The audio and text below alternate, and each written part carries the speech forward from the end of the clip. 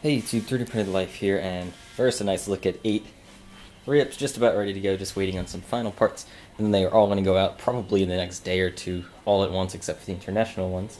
But the reason for this video is not about them, it is about the new printer, the Eclips3D, and a nice little surprise. It just took 5 days to get my custom machine Z-axis to come in, and it's fantastic. It's super rigid. This 1/4" aluminum is definitely more than strong enough. I can't really bend it at all, can't get it to flex. So when it's on this printer, this thing is going to be solid as ever. So awesome news. This little guy, the different nut from Open Builds came in, fit in perfectly and snug, so that's awesome. These linear bearings came in too. But to my house, because I accidentally had them shipped to the wrong address. So I'm gonna have to go. I'm going home next weekend, so I'm gonna be able to get them, put them on. So I'm gonna start printing the whatever you call it, the brackets for the linear rails for the Z-axis. Those will be quick prints, and then I guess I'll print the panel for the Z-axis stepper just for the time being. The panels for the 4 corners, those guys, the person I've cutting them, he had a very successful print a few days ago, almost a week ago now, so those parts should be ready any day now. Also did some testing with the X-axis, different spacings, and I found out that this, at 0.3 millimeters wider than it should be, is working super smoothly.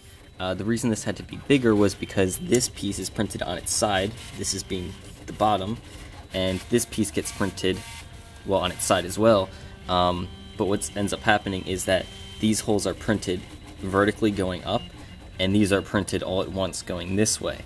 So my printer, it means my printer is 0.3 millimeters out of calibration between the X and the Z, or the X, Y, and the Z distances, which really isn't much, but it's enough when you're working with these high precision bushings.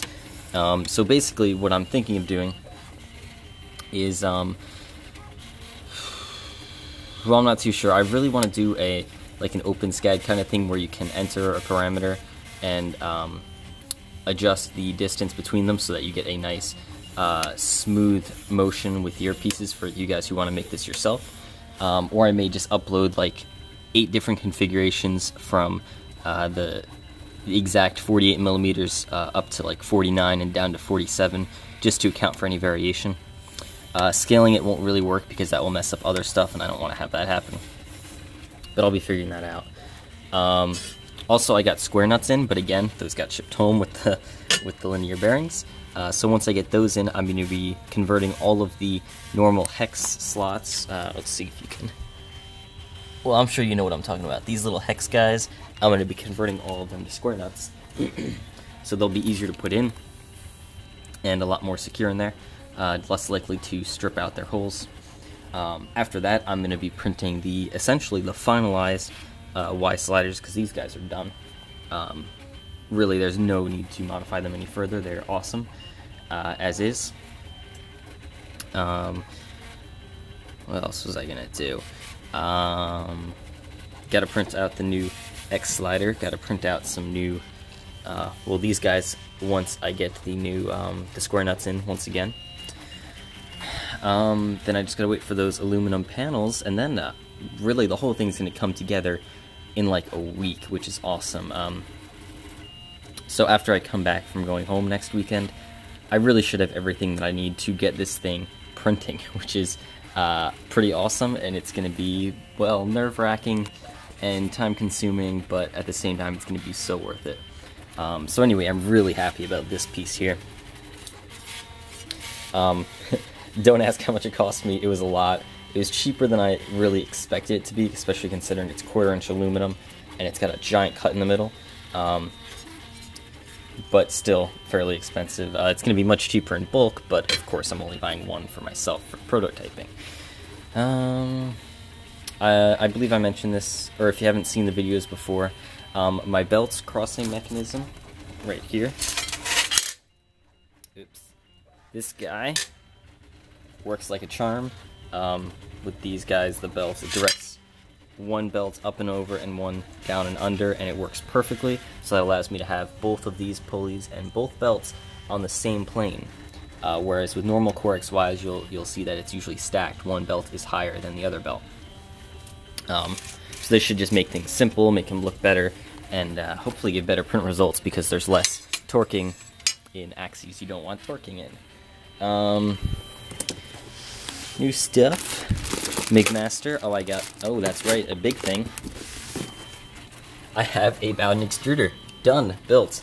I got some springs from McMaster, which I wanted to use for the bed originally, but since I did the redesign with the Z gantry plate, I'm definitely going to go with smaller springs, not nearly as tall, but I'll still be using these for the extruder, no matter what I do.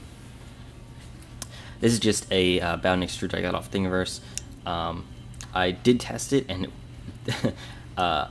well, it grips it perfectly well, and everything's great about it. The only thing I don't like is how, I mean, it's a problem with Bowden extruders, there's no way around it. There's a bit of slop between the beginning here, the drive gear, and the end of the Bowden tube, which I don't have on hand. I mean, that's unavoidable just because the filament isn't the perfect size for the Bowden tube. But I'm gonna test this out, definitely, see how it is. I'll probably test direct drive first, and then switch over to Bowden just because I know that direct works. And so if I'm having any strange issues, I know it's going to be the printer itself and not the extruder. But anyway, the good news with this is that I tested the Mark 8 little extruder gear, and holy crap, that thing grips like crazy. It has a decent amount of tension on it, but not enough to the point where it can't drive it easily. And I powered up the motor, and I almost could not pull the filament by hand. It actually ended up chewing a big gouge out of the filament when I pulled it. So that's awesome, and then pushing it, it's just as strong. So that's going to be awesome. That's going to hopefully give super awesome results because it just grips the filament so well, and you're putting out the exact amount of filament that you want to be putting out, which is pretty cool. Alright, refocus. There we go. So yeah, so this is eventually going to go in the printer just as a test. I do want to eventually go Bowden, but if it harms the results at all, I will not be going Bowden. I may offer like a choice, you can pick direct or Bowden. But anyway, the hope is to go full Bowden, but I will be seeing. With this setup though, and this extruder gear, it might be possible to go Bowden without any of the harsh side effects. In fact, it might benefit it because of less weight on the extruder head, but I'll have to see, so I'll be doing testing with that, of course.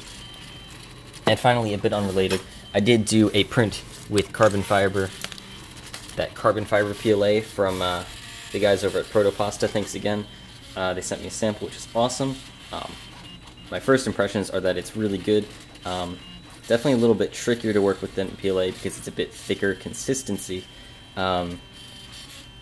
But still, it's very, very strong. And I'll be doing like a full overview of much bigger printed carbon fiber parts once I get the Eclips3D running and I get stuff printing in there, because I want to print some better quality parts than my 3-up. Not to say the 3-up parts are bad. As you can see from this guy, they're actually really good. But you know, you can always use improvement, so I will be printing them with the better printer once that guy's ready. So that's pretty much it. So lots has happened, lots has come in. And definitely keep an eye out for next week when I get my Z-axis up and running, because once I get that up and running, once I get the Y sliders reprinted and the new X one put in, this thing will be printing. I don't know how well it'll be printing, but it will be moving and hopefully printing. Oh, I also need the bed, which might hold things up, but I do have the old Mark II heated bed, which I can use for now.